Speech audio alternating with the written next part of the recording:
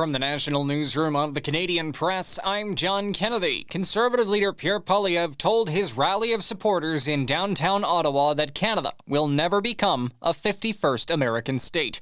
He says Canada will bear any burden and will pay any price to protect the sovereignty and independence of our country. Poilievre says our allies no longer respect us because the military has weakened. We will protect our people, our soils, our skies, and our seas. We will stand on guard for our people at home and around the world. Our military will protect our national interests by carrying our weight in North America to secure and leverage more trade with the U.S., all while becoming less reliant on them for our defense after 9 years of liberal incompetence and disdain. The event was being branded as a Canada First rally, with attendees decked out in red and white to honor the Canadian flag on its 60th anniversary. Foreign Affairs Minister Melanie Joly says Canada's retaliation efforts against the United States' across-the-board tariffs on Canadian goods drew the attention of the Republican administration in the U.S. Joly issued a warning to the EU, saying the U.S. government took notice of Canada's resistance after it announced its own tariffs. And you saw the U.S. markets tanking,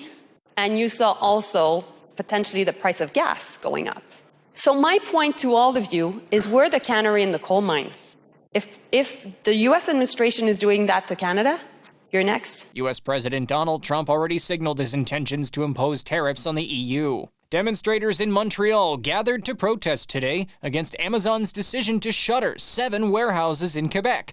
Protesters called for a boycott of the company, accusing it of closing down the workplaces and quashing unionization efforts. Félix Trudeau represented the now laid-off workers at what they say was Canada's only unionized warehouse. We cannot allow Amazon to continue getting government contracts, continue getting public money in subsidies. We must have a strong reaction as a society, as a labor movement, and as the working class. The Quebec labor group that organized the protest says the total number of layoffs exceeds 4,500 when employees hired by Amazon's subcontractors are factored in.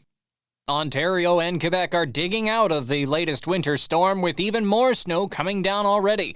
Environment Canada issued winter storm watches for the city of Toronto, as well as areas southwest and northeast of the Ontario capital. At least 15 to 30 centimeters is expected to fall in the Big Smoke, with blowing snow also expected in other parts of the province's southwest. Meanwhile, Cher, Lady Gaga, Bad Bunny, Miley Cyrus, Snoop are going to be taking part in the 50 years of Saturday Night Live. The concert at Radio City Music Hall, hosted by Jimmy Fallon, is one part of the large anniversary celebration of the iconic show. This is the Canadian Press. In sports, the atmosphere is expected to be electric when Canada and the United States meet in the Four Nations face-off at the Bell Centre.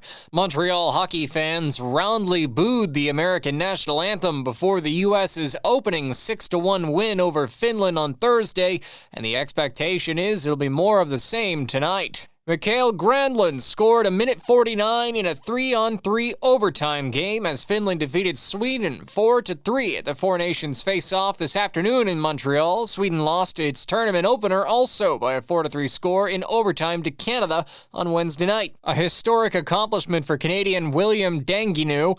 The 23-year-old from Montreal clinched the overall men's world short track title in Milan, Italy, becoming the first Canadian to do so. He was fourth in the 500-meter race after finishing 9th over 1,500 meters. From the Canadian Press, I'm John Kennedy. Thanks for listening. Don't forget to follow and subscribe. For more of today's top stories, visit thecanadianpressnews.ca.